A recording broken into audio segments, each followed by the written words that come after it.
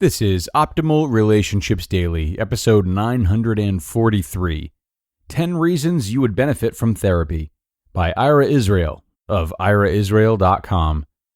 Hello, everybody. How you doing?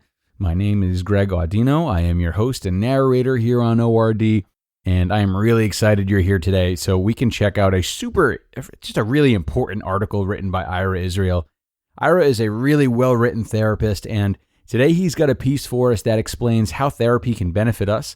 Surely a lot of people are trending towards taking care of their mental health more and more, so it is important for us here on ORD to help guide that really important transition with articles like this one we have today. We're going to get right into Ira's post now and start optimizing your life. 10 Reasons You Would Benefit from Therapy, by Ira Israel of iraisrael.com. Number 10.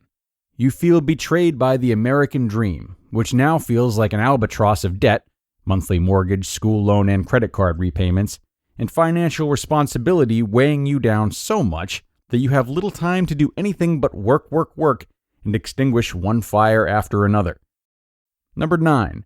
You feel betrayed by your romantic partner who you thought would always take care of you, support you through fat and thin, and give you mind-blowing intimacy, make you feel worthy and desirable, and now seems to have become complacent, can't really be bothered to be continuously adventurous anymore, and does very little to make your life exciting, mostly due to the fact that believing that other human beings were put on Earth to make your life exciting is commonly referred to as narcissism.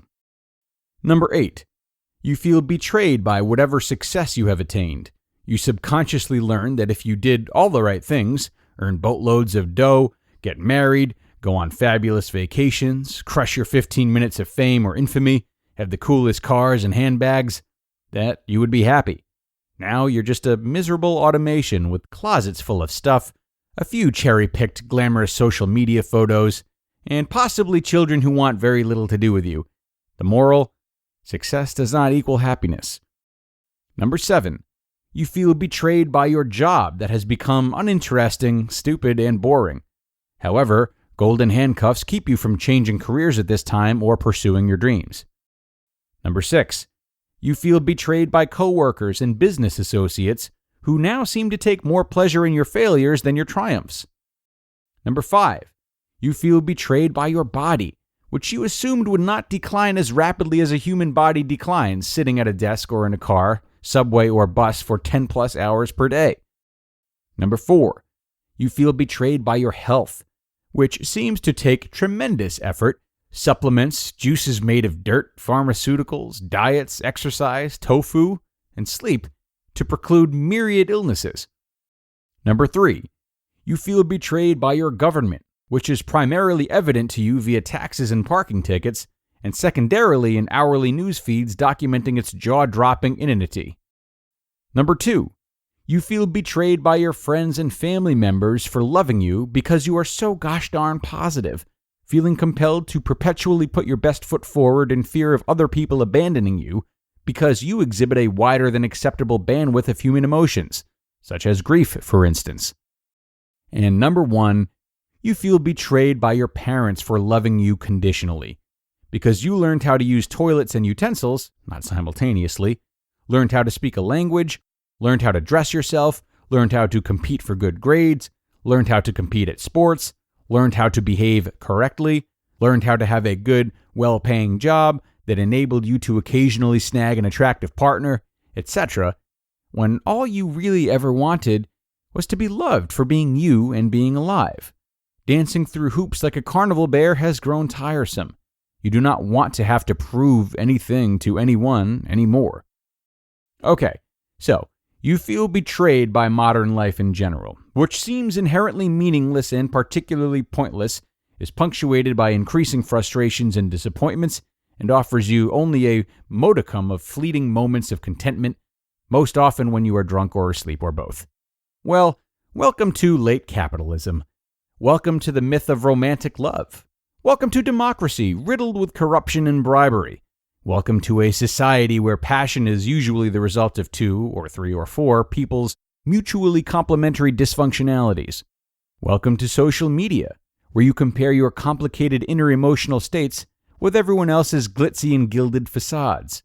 Welcome to the information age, where you may be penalized for not showing up for 80 hours per week for a job that now actually only takes 4 hours per week thanks to new technology. Welcome to business for the sake of busyness. Welcome to disenfranchisement. Welcome to alienation. Welcome to unrootedness. Welcome to modern medicine, where everyone suffers from myriad afflictions that can only be remedied by the latest and greatest pharmaceuticals. Welcome to modern banking, where corporations spend most of their time trying to keep you in debt. Welcome to our highly competitive educational system that teaches that every class has one winner and 40 losers. Welcome to modern psychology that addresses mental and physiological symptoms with Band-Aid solutions. Because it is distinctly possible that many of the aforementioned instances of feelings of betrayal later in life could be reopenings of a primal abandonment wound resulting from being individuated too abruptly, as we do under the scientific, what doesn't kill the little bugger makes it stronger paradigm of churning babies into productive members of society as quickly as possible. This often results in those intensely productive widget builders, suicidal gymnasts, extreme sportists, keyboard zappers, and screen swipers having insecure attachment dynamics, always feeling not good enough, that they will only be happy when they accomplish X, when they summit the next peak, when Bitcoin hits $500,000, that they are essentially unwhole, imperfect, and that there is perpetually something wrong with them that will be righted when, if only. So, how might you benefit from psychotherapy? On the cognitive level, a therapist can provide fresh perspectives and help you reframe your current situation so that you can either make immediate changes or accept your state of affairs. As Krishnamurti famously said, quote, "It is no measure of health to be well adjusted to a profoundly sick society." End quote. On an emotional level, a therapist can support your authentic desires so that you do not feel like a fraud, an imposter, or a dancing bear about to be whipped for not performing up to the absurd measures of success that popular culture, advertising, has indoctrinated you into believing as gospel. In short, therapists model authenticity and help inspire and support you to be your highest and most authentic self in every situation, or at least when possible given the circumstances.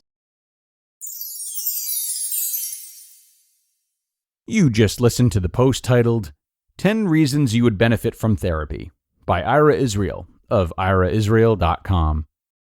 And thanks a lot to Ira for sharing today. Really great content from him as always.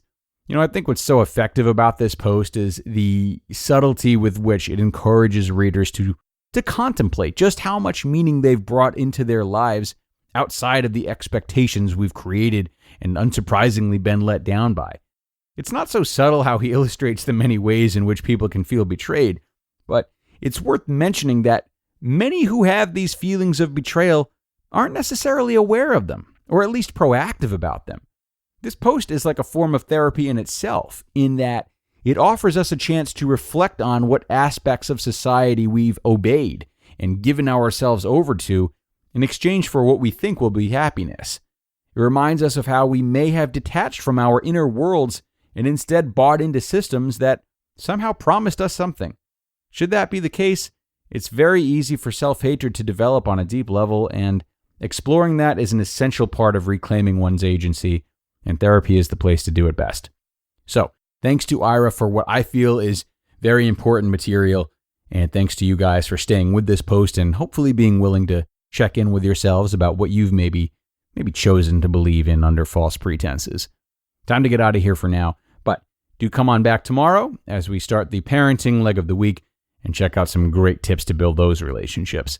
I'll see you all there, where your optimal life awaits.